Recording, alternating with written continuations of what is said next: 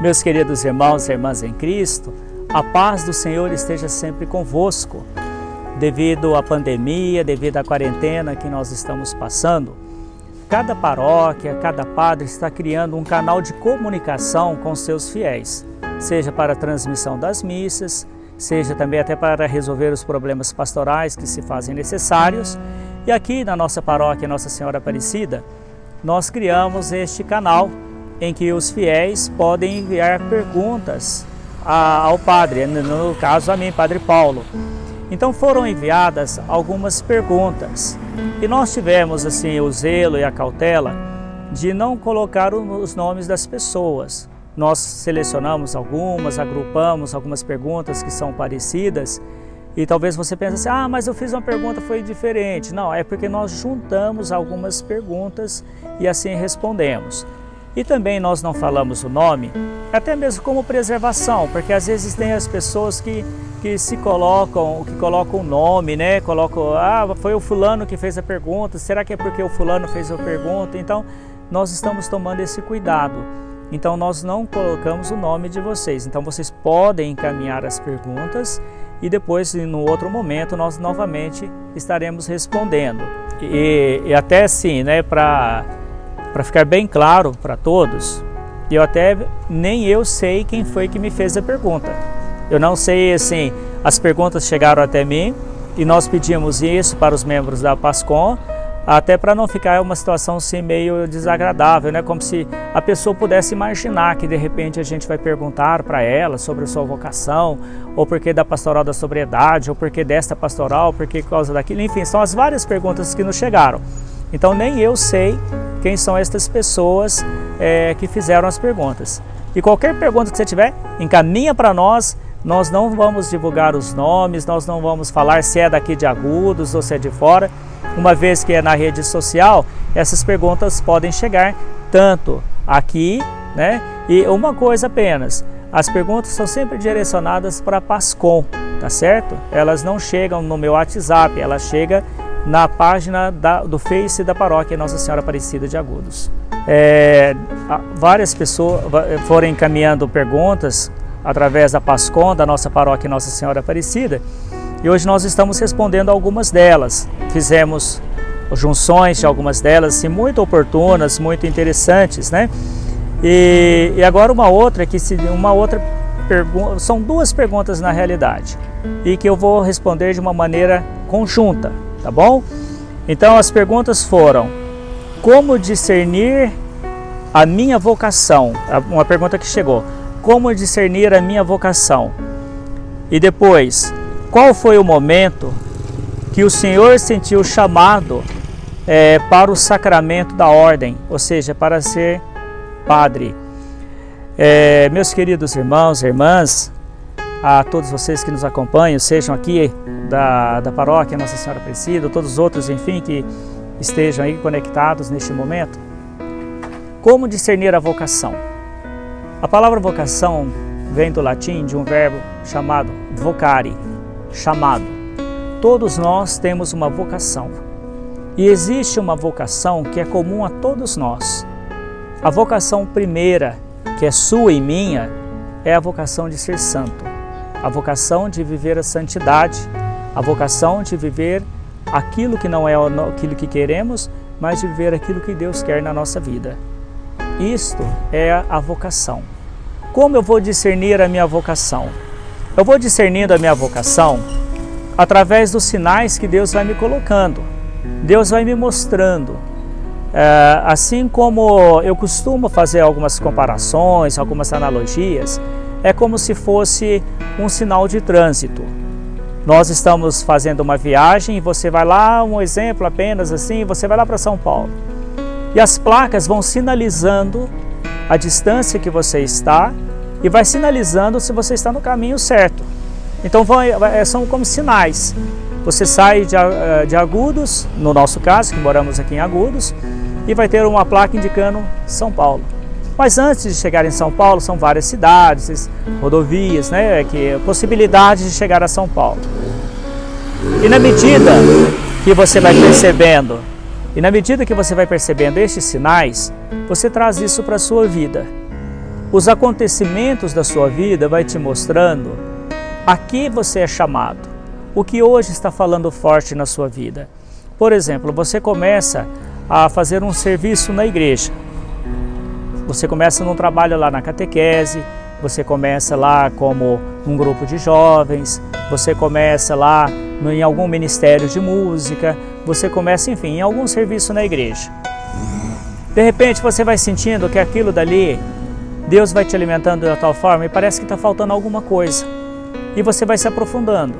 Você vai aprofundando, aprofundando, aprofundando, e a hora que você menos pensa que não, é aquilo que Jeremias vai dizer lá no início, né, do seu livro, do profeta Jeremias, que ele diz assim, que Deus o seduziu. Você vai se sentindo tão seduzido em servir a Deus, e a hora que você menos pensa que não, você vê que a sua vida precisa de dar um passo a mais. E esse passo a mais o que é? É o chamado que Deus está te fazendo. E esse chamado pode ser a quê? A vida sacerdotal, no meu caso como padre, a vida religiosa, como alguns são freis, né, como o caso dos franciscanos, são dos outros religiosos, ou então você se torna chamado para uma comunidade de vida. Hoje tem essas comunidades de vida, né, como a Canção Nova, como a Shalom, como tantas outras. Ou você é chamado a consagrar a sua vida, ou então você é chamado ao matrimônio. Porque quando se diz em vocação, nós temos o hábito de reduzir o chamado de Deus apenas a vocação sacerdotal. Mas não, o casamento é uma vocação. Porque a vocação é te levar à santidade, então a santidade através da vocação. E para finalizar, nesse sentido do chamado, né, desse primeiro aspecto do chamado, quando você começa a fazer aquilo que você sente que é o chamado de Deus, que é o dom que Deus lhe deu, você se sente preenchido e realizado. A vocação nos realiza. É como alguém que é casado há 40, 50 anos e que quando ele vai falar da sua vida matrimonial, ele diria que faria tudo novamente. O chamado ao sacerdócio é a mesma coisa. Mesmo diante não obstante as dificuldades, os problemas, enfim, que a gente enfrenta, mas nos realiza a tal ponto que fosse necessário voltar ao seminário e começar tudo de novo, nós faríamos. Por quê? Porque esta é a nossa vocação. E aí entrando na vocação minha, né? Como eu já fui dizendo que essas duas perguntas estavam interlaçadas, e como surgiu a minha vocação? Eu nasci na zona rural, e quando criança, muito criancinha, né, quando eu ia na missa com meus pais são pessoas muito religiosas, meu pai hoje já está junto de Deus, mas minha mãe é extremamente religiosa, então desde cedo a gente ia na igreja. Então no começo, aí eu pensava em ser padre, achava bonito, então eu falava que queria ser padre, e era aquilo que eu pensava para a minha vida. Depois o tempo foi passando, me distanciei um pouco, as coisas que é próprio de todos os jovens, né, de sair, passear, namorar, enfim, tudo isso que é natural que todos os jovens fazem. Até um dado momento em que eu percebi que eu fazia tudo aquilo, mas existia um vazio dentro de mim. Isso eu já estava em torno aí dos meus 19, 20 anos, mais ou menos. Eu namorava, trabalhava, tinha minhas coisas, tinha a minha liberdade de sair, passear, viajar, enfim, tinha tudo isso, mas sentia que ainda existia um vazio. É como se eu estivesse sempre buscando, usando assim uma expressão talvez estranha, né? Mas é como se eu quisesse pegar água com a peneira. Você põe a peneira ali, o que adianta? A água vai passando, a água está ali jorrando, mas você nunca vai encher. Então é a mesma coisa que eu sentia. Namorava, trabalhava, passeava, viajava, mas alguma coisa faltava. E foi a partir desse momento que eu comecei a pedir ao Senhor que me mostrasse o que Ele queria da minha vida. E foi a partir daí que eu fui conversar, fui fazer uma direção espiritual com o padre lá da cidade que eu morava e fui falar sobre esses anseios, essa busca, essa coisa assim que, né? E aí ele me falou assim, e você já parou para pensar que talvez a sua vocação não seja para o namoro, para constituir uma família carnal, uma família de ter uma esposa, de ter filhos, mas que a sua vocação talvez seja de construir uma família espiritual, que é ser padre? Você já pensou? E naquele momento eu pensei, imagina eu ser padre, gostar de passear, festas e tudo mais, e ser padre.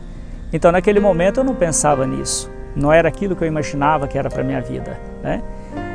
Até que de repente a gente vai lutando. E uma primeira tendência nossa é de não querer aceitar, porque sempre vai chegar um amigo, uma amiga, mas imagina, você vai largar tudo, você vai deixar tudo, onde você vai parar, você vai ficar longe da sua família, você vai ficar longe da sua casa, você vai ficar longe de tudo. Mas foi aí que eu fui sentindo, eu precisava de dar um passo na fé. A vocação nos chama a dar esse passo na fé. Portanto, foi por volta aí dos 20 para 21 anos que eu tomei então a decisão de sair da onde eu trabalhava, de parar os estudos aonde eu estava e de entrar no seminário, né? E hoje, já passando esses mais de 21 anos aí de vida sacerdotal, eu posso dizer que sou muito, mas muito feliz em ser padre, muito feliz, né? Mesmo nessa época em que a gente se entristece, porque todos nós padres, eu quero aqui também fazer como que é um desabafo, né? Todos nós padres, assim como todos vocês fiéis, também nós estamos entristecidos por não celebrarmos com as nossas comunidades, com o nosso povo, de nós não termos aí tudo aquilo que estava sendo pensado. Mas nós sabemos que Deus tem algo atrás disso. Deus está nos reservando algo de melhor. Mas eu digo para você, é muito bom ser padre.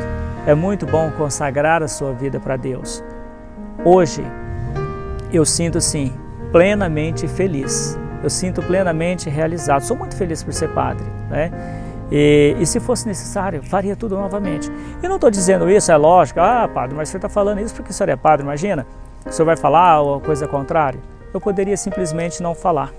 Eu poderia simplesmente falar, olha, ser padre é bom, ser padre é isso, ser padre é aquilo. Não, ser padre é muito bom. E sou feliz por ser padre. Não obstante esta felicidade, também tem as tristezas, também tem as decepções. Nós somos humanos. No Evangelho do 4º domingo da Quaresma, fala do choro de Jesus. Então a gente chora também. A gente tem momentos de tristeza, de decepções, mas isso faz parte da nossa vida. Mas é muito bom ser padre. Vale a pena dizer sim à sua vocação. Viva intensamente a sua vocação. Aquele que vive com intensidade a sua vocação, ele é feliz. Quem vive intensamente a sua vocação, ele não preocupa primeiramente com o que ele vai ganhar, com o status que aquela vocação, aquele chamado vai oferecer, mas porque primeiramente ele é feliz. É fácil de você perceber quando um profissional está vivendo a sua vocação, porque ele é feliz. Você vê um médico feliz, um enfermeiro feliz, você vê um mecânico feliz, você vê um pedreiro, enfim, qualquer atividade que é o dom natural da pessoa, porque a vocação é aquele dom natural. Ela é feliz e Deus quer a nossa felicidade. E eu desejo a sua felicidade e desejo a realização da sua vocação. Não tenha medo de dizer sim à sua vocação. Se a sua vocação é para a vida consagrada, para a vida religiosa, sacerdotal, não tenha medo, você não está perdendo. O mundo vai dizer assim, você está perdendo dinheiro, perdendo festa, não vai casar, não vai ter filhos, não vai ter isso, não vai ter aquilo. Jesus diz que nós ganharemos 100 vezes mais. Eu posso dizer, a gente ganha 100 vezes mais. Se eu fosse casado, eu estaria provavelmente lá na minha cidade de origem, que é Igarapava, né, estado de São Paulo. Eu estaria provavelmente lá e não conheceria e não teria assim tantas amizades como hoje eu tenho. E tenho isso por causa do quê? Por ser padre. Pelo fato de ser padre, eu estou falando com você. Pelo fato de ser padre, eu estou entrando aí na sua casa, entrando no seu trabalho, aonde você se encontra neste momento. Isso por quê? Porque eu sou padre. Então eu sou muito feliz por ser padre e desejo a paz para você. Que Deus te abençoe, em nome do Pai, do Filho e do Espírito Santo. Amém.